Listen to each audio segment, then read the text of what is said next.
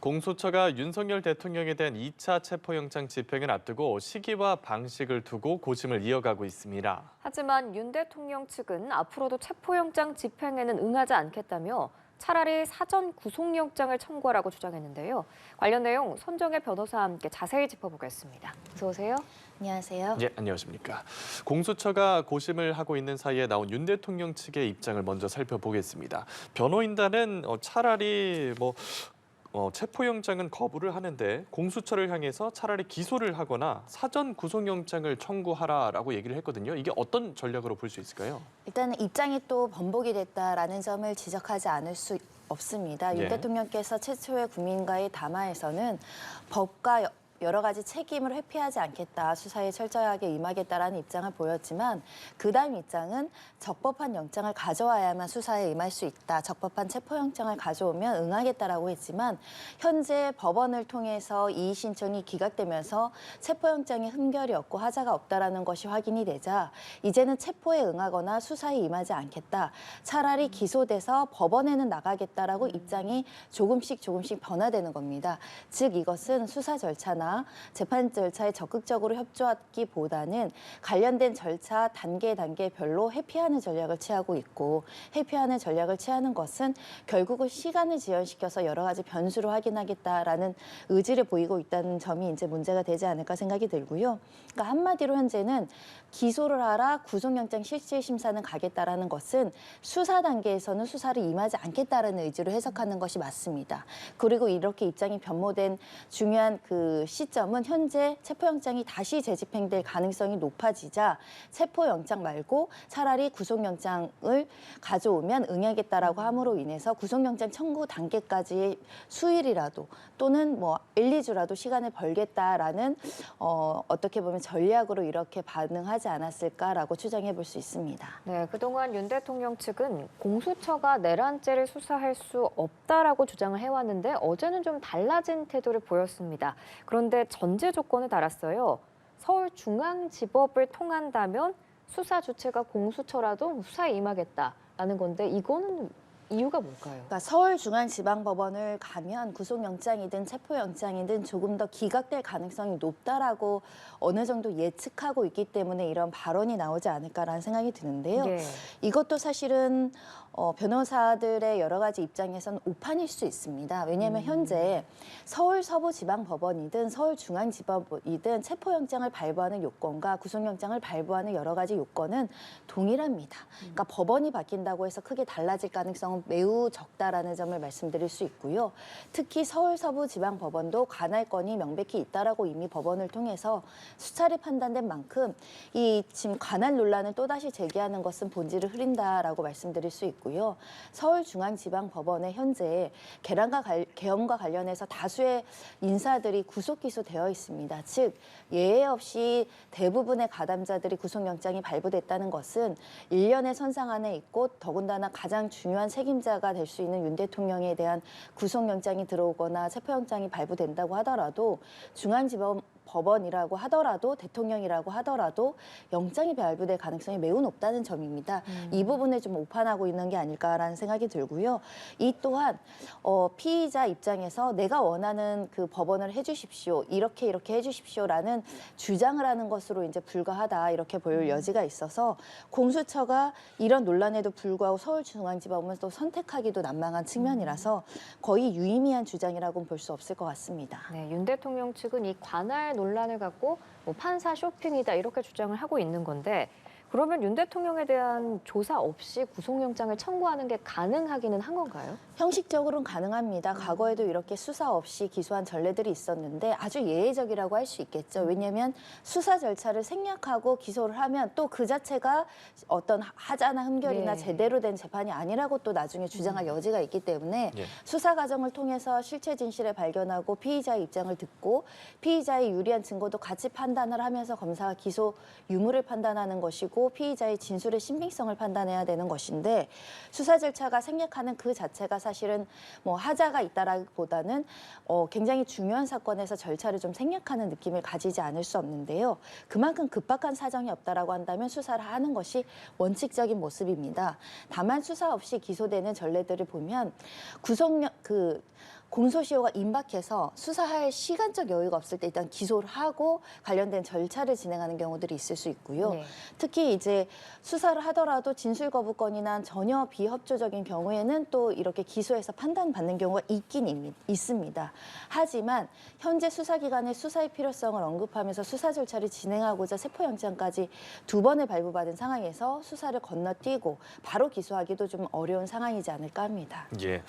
하지만 공수처는 체포영장 집행을 우선시할 걸로 보이는데 이렇다 보니 경호처와의 물리적 충돌을 피하기 어려울 거란 우려도 나오고 있습니다. 그래서 제3안을 또 다른 선택지를 고민할 수 있지 않겠느냐 하는 관측이 일각에서 나오는데 생각해 볼 만한 선택지가 어떤 게 있을까요? 일단 2차 체포영장은 준비하고 있는 것으로 보이기 때문에 집행의 시도는 있을 것 같습니다. 다만 예상치 못하는 강력한 어떤 무력 충돌이라든가 인사상 피해가 우려되는 경우에는 또다시 철회할 가능성도 배제하기는 어렵죠.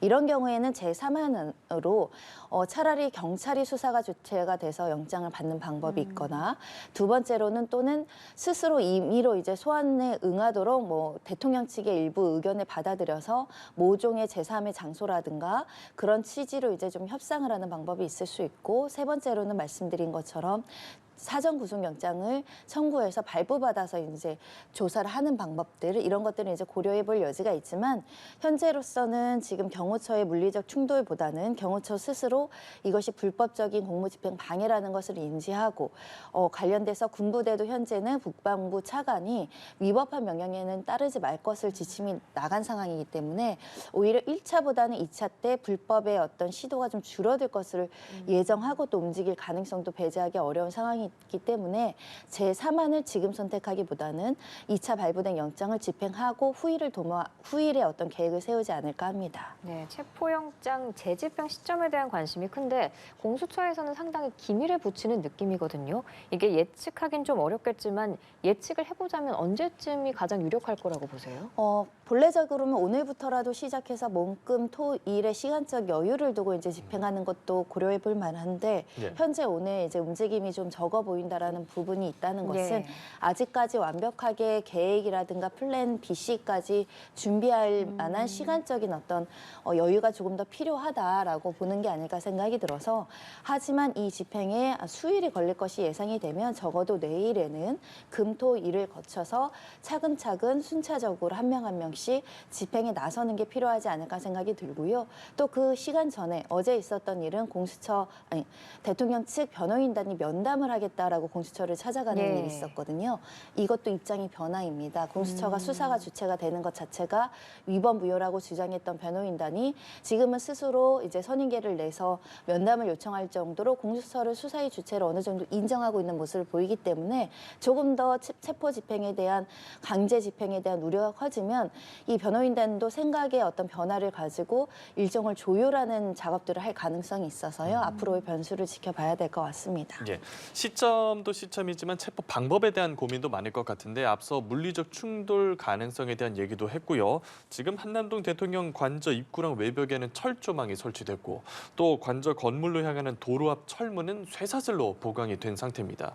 이렇다면 이제 장애물이 대통령 경호처의 저지가 가장 크지 않을까 하는 얘기가 나오는데 공수처가 어떤 방법을 생각해 볼 수 있을까요? 지금 관련해서 공조본 공수처는 관련된 인력뿐만 아니라 시설, 장치 그리고 동원할 수 있는 모든 특수 차량들도 지금 준비하고 있는 것으로 알려지고 있습니다. 철조망이라든가 차벽으로 입구를 봉쇄하는 부분과 관련해서는 현재 특수 차량들과 특수 장비를 동원해서 크레인으로 그것을 뜯어내거나 올리는 것도 고려하고 있는 것이고요. 예. 불법적인 공무집행 방해 혐의를 받는 일련의 행위에 대해서 무력으로 제거하는 것은 합법적으로 해석할 수밖에 없기 때문에 공권력을 동원해서 차를 치운다거나 시설문을 제거한다라는 조치를 할 가능성이 있고 아예 그것이 시간이 좀 소요가 된다거나 그 공권력의 어떤 들어가는 그 시간과 장비가 너무 지나치게 많이 들어갈 경우에는 헬기를 동원해서 그 안쪽으로 진입한다는 계획도 세우고 있는 것으로 보여서 다양한 방법으로 진입을 시도할 가능성을 현재로서는 바라봐야 될 것 같습니다. 네, 공수처가 이제 다시 발부받은 체포영장의 유효기간은 밝히지 않았지만 1차 영장의 7일보단 넉넉한 기간을 받은 걸로 알려져 있는데 앞서서 말씀을 해주신 것처럼 지금 여러 가지 시나리오를 생각하고 또 철저한 준비를 하고 있을 텐데 앞으로 남은 변수는 뭐가 있을까요? 일단 경호처의 입장 변화가 변수가 될 것 같습니다. 그리고 경비 부대들의 입장의 변화도 굉장히 중요한 요건이 될 수 있는데 1차 집행 시 실패하고 자진 철수했던 가장 중요한 이유가 이 경호처의 무력 충돌 때문의 인명 피해에 대한 우려였습니다. 예. 하지만 시간이 지남으로 인해서 이 영장의 어떤 집행과 유효성에 대해서 이미 법원의 판단이 나와서 경호처나 관련된 부대들이 이 체포영장이 적법하면 그에 대해서 항거하는 행위가 오히려 특수 공무집행 방해로 처벌받을 염려가 있는 거 아니냐라는 의견이 지배적으로 이제 퍼질 가능성이 있기 때문에 경호처나 경비부대의 일부 수뇌부를 제외하고 나머지의 인원들은 스스로 이 위법한 직무명령은 따르지 않겠다라고 이제 입장의 변화가 있을 가능성이 있습니다. 그렇다고 한다면 별다른 무력 충돌 없이 이 체포영장이 집행될 가능성이 있어 보이고요.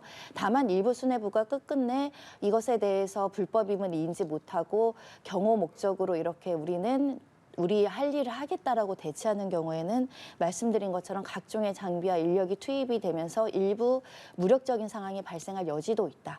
그 부분에 관련해서 충분히 제압할 수 있는 인력과 장비를 동원하겠다는 게 공조본 공수처의 입장인 만큼 2차 집행은 아주 쉽게 후퇴하거나 무력화되는 모습으로 실패되지는 않을 것 같다는 게 또 예측되는 상황입니다. 예, 알겠습니다. 탄핵 소추안 얘기도 좀 해보겠습니다. 국회 탄핵소추단이 윤 대통령 탄핵 사유에서 형법상 내란죄를 제외한 걸 두고 지금 여야 간 공방이 상당히 거세지고 있거든요. 앞서 헌법재판소는 재판부에서 판단할 사안이다라고 정리를 했는데 윤 대통령 측은 갈비 없는 갈비탕이다라고 얘기를 하면서 비판을 했고요. 이렇게 내란죄가 철회가 되면 중대한 소추 사유가 사라지는 만큼 탄핵 심판 자체가 각하돼야 한다고 주장하는데 이 부분은 어떻게 생각을 하십니까? 일단 헌재의 입장이 나왔죠. 우리가 네. 판단하겠다. 직권 네. 판단 사항이다. 그리고 탄핵 소추에 중대한 변경이 있어서 이 피청구인 측의 방어권에 문제가 있다면 기존의 판례를 적용해서 국회의 의결이 더 필요하다라고 헌재가 판단을 내렸을 겁니다.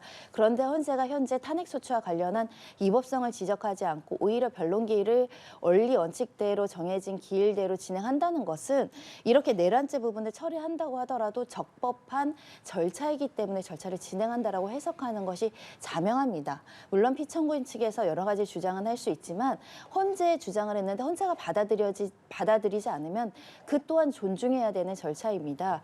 그리고 현재 이 탄핵 소유 의 중대한 변경이라는 건 기본적 사실관계가 동일하느냐의 문제인데 기본적 사실관계는 동일하다는 겁니다. 사실관계라는 것은 비상계엄령을 선포했고 당일 국회 봉쇄라든가 주요 요인의 체포 감금 지시가 있다라는 기본적인 사실관계가 동일하면 그것이 형법상 내란죄가 되느냐 헌법을 위반한 것이냐 직권남용을 했는지 여부는 헌재의 직권적인 판단 사안이기 때문에 일부 내란죄에 대한 판단 부분을 철회했다고 하더라도 절차 진행에는 문제가 없다. 그 점을 여러 차례 설명하고 있고 관련된 선례가 있다라고 주장하고 있고 헌재에서도 우리가 판단하겠다는 입장을 보였는데 변호인 측에서 지속적으로 이 문제를 제기하는 것은 이 헌법재판소의 결정이 난다고 하더라도 본인들이 주장했던 것들이 받아들여지지 않은 부분을 관련해서 예. 지속적으로 논란을 제기하기 위한 포석이 아닐까 생각합니다. 네, 윤 대통령 측은 수사와 별도로 탄핵 심판과 관련해서는 헌재에 출석을 하겠다라는 입장인데 여기에도 전제 조건을 달았습니다. 경호나 신변 문제가 해결이 돼야 출석을 하겠다는 건데 이런 경우에는 보통 어떤 조치가 이루어지나요? 경호 문제라는 건 지금 현재 경호법에 따라서 경호를 받으면 되는 문제입니다. 실제로 이제 출석하는 과정에서 혹시라도 무력적으로 이제 대통령에 대한 위해를 가할 여러 가지 이제 그런 뭐 예를 들면 대통령에 대한 협박이나 이런 부분에 대한 논란이 없게끔 이제 협조를 해달라는 것인데요. 예. 그렇게 되려면 결국 경호처도 경호를 해야 되고 질서 유지나 교통이나 이런 것들을 통제하는 건 경찰의 업무지 않겠습니까? 결국 경찰과 수사기관과 협조가 필요합니다. 근데 현재 수사기관과의 수사 절차에 있어서 불협화음과 충돌이 발생하는 상황에서 이런 부분에 대한 협조만을 요구한다라는 것이 좀 굉장히 좀 어떻게 보면 피의자 측의 주장만 하고 있다라는 점에 있어서는 이 탄핵 심판에 출석해서 경호 문제라든가 질서 유지, 경호와 관련한 경찰의 협조를 구하기 위해서는 경찰, 공조본 그리고 공수처가 요구하는 것들도 적절하게 협조를 할 의무가 있는 거 아닌가라는 생각을 합니다. 예, 알겠습니다. 공수처의 2차 체포영장 집행 집행을 둘러싼 각종 가능성과 변수 그리고 탄핵 소추와 관련한 얘기까지 들어봤습니다. 손정혜 변호사와 함께했습니다. 오늘 말씀 고맙습니다. 고맙습니다.